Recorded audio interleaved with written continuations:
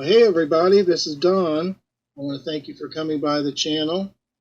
Today I am honored and blessed to have my good friend Mike from Red Creek Mafia, his YouTube channel.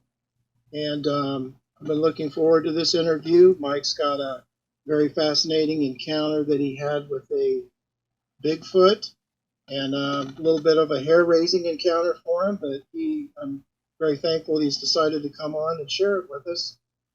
So welcome, Mike. Hey Don, how you doing? Well, we're doing okay. Thank you very much for coming on.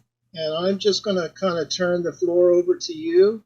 And if you want to kind of start, maybe you can tell us what got you into this subject and kind of what happened with the events, and then how you felt afterwards, and any details you want to include would be good to hear. So I'm going to turn the floor over to you. Okay, thank you, Don. My name is Mike Blueler. I'm from Biloxi, Mississippi, South Mississippi. It's pretty much the heart of the Gulf Coast, Biloxi, and then 90 miles west of New Orleans. So anyways, I'm an avid hunter. In Mississippi, we have a dog season. And when I say dog season, it's where they actually use hounds to hunt deer. It's a tradition. It's a Mississippi tradition. It goes back all the way to the 1700s. They don't use like beagles, like rabbit dogs. They use what they call, it's an American foxhound, but they call it a walker hound. I am a still hunter. I've tried the dog hunt and stuff when I was little with people. I don't like it. I think it's very dangerous. People get shot. People drink, and they smoke dope and drink and run dogs all day. It's just not my thing. There's two seasons on that, and the particular areas that I hunt are, even if you have your own lease, your own property, these dogs get on private property. These people, they don't care, and they don't get in trouble for it. So if you're a still hunter, you have to go in some kind of wildlife management area that's run by the game wardens. And I am in Harrison County, Mississippi. I went 2 counties up to Perry County, to Leaf River Management Area. It's very beautiful. They take very, very good care of it. Forestry turns it about every 2 years, so it's real clear in some spots. Some spots are still really thick in there. I was hunting one day. It was just a normal day. Dog season was going on, and I had to get out of town, and I had to go to a different spot. So I ended up in Leaf River, and there was this particular field that I used to like to hunt. It was a huge ryegrass field. And when I say huge, we're talking 100 yards wide and 1,000 yards long. And it was adjacent to a set of power lines that run north and south. And what I would do is I would get about 200 yards behind this ryegrass plot on the power lines. The shape of the woods was cut out to like a wedge. It kind of looked like a skidder went in there and basically cut a triangle.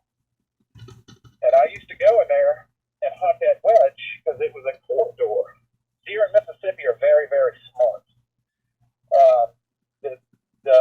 The pressure of hunting in South Mississippi is so high that most deer are nocturnal.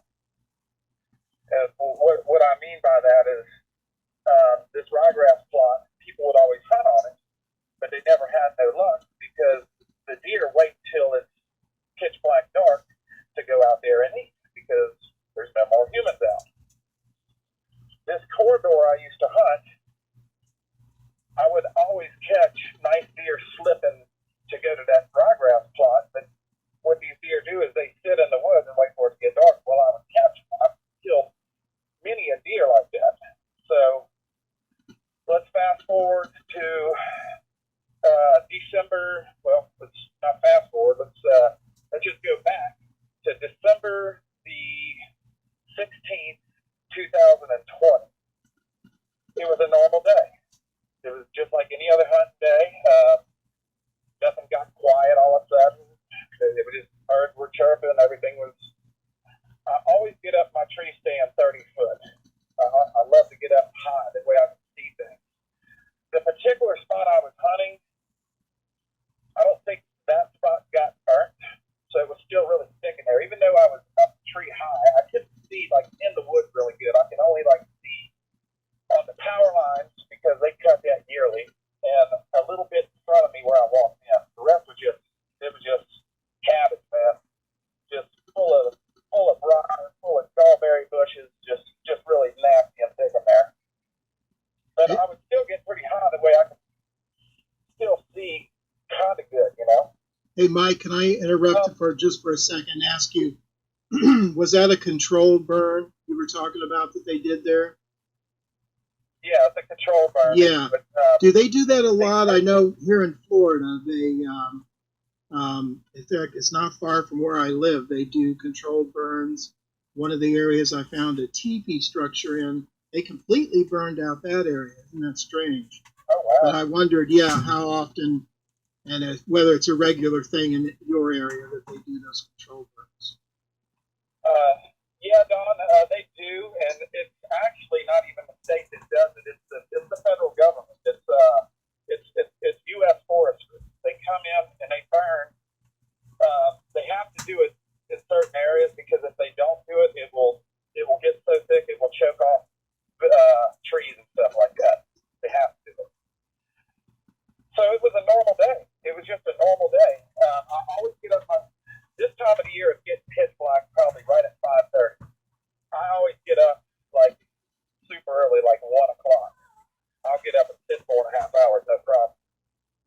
You know, and a lot of times I just sit there and I'll look at something on my phone, read an article, or even read a book. I can't remember that day if I was actually doing that or not. They got to be about 4:30, 4:15, somewhere around in there. And I heard, I didn't see anything all day. I mean, like I said, you'll hear something break every now and then you'll see a squirrel run up a tree, you know. And let me tell your audience this too. Before this day, I did not believe in Bigfoot. I didn't believe in anything supernatural. I thought it was all BS. I just wanted to let your family know that. Your fans. Yeah, that's very interesting. That's very interesting. That part. Yeah. So it got to be about, I want to say, Don, it was in between 4:15 or 4:30. I get some movement behind me, probably about 50 or 60 yards back, and it's really heavy. Whatever it is, it's breaking limbs and it's snapping stuff. And I tried to look behind me, but you're not really supposed to move because I did, because the curiosity got the best of me. I didn't see anything, but I noticed it was still coming. It was just going through the thickest stuff. And it gets, and it sounds heavy. It sounds like an elephant coming through the woods. I thought it was either a big buck or a couple of deer coming through. Or maybe a big hog was coming through. And this thing gets right on the side of me, about 30 or 40 yards to the north of me, and stops. Just stops. And that's when I can hear the breathing. It was like almost labored breathing. Like somebody that's got asthma real bad, or somebody that's got congestion real bad. It was just really strange. And it just stopped. All of a sudden it just stopped. And it's so thick in there. I waited about 10 or 15 minutes, and I never could see it because it was still really thick on the side of me. And it just stopped. And, you know, I got to thinking, well, maybe it was a mature buck, and he probably seen me or he smelled me, and he just slipped out, and I didn't hear it.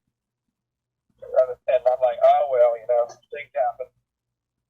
And it's very important, Don, that you remember this. I'm facing west. The power lines are running north and south. I'm facing the power lines. Whatever this was coming from the east. got on the side of me, and I don't hear it anymore. So this is the time of the day where the sun gets low, where it's about blind. Can't see anything. It only lasts for about 5 minutes. It's really intense. It's right before it gets to the time of the day, right before the sun gets to the top of the trees. You know what I'm talking about? Yes. I was being blinded, and then the sun finally dipped and got behind the tree where I can see again. Well, when that happened, I caught something in my peripheral that day. I wear glasses. I'm supposed to wear glasses. 9 times out of 10, I'm wearing contacts. This day, I was wearing nothing. Nothing. My eyesight is not bad. I can still see stuff far away and figure it out. It's just because I'm a diabetic and my eyes are going bad, I like to wear my glasses that way that my eyes don't get worse. Hey, everybody. Thanks for listening, and stay tuned for episode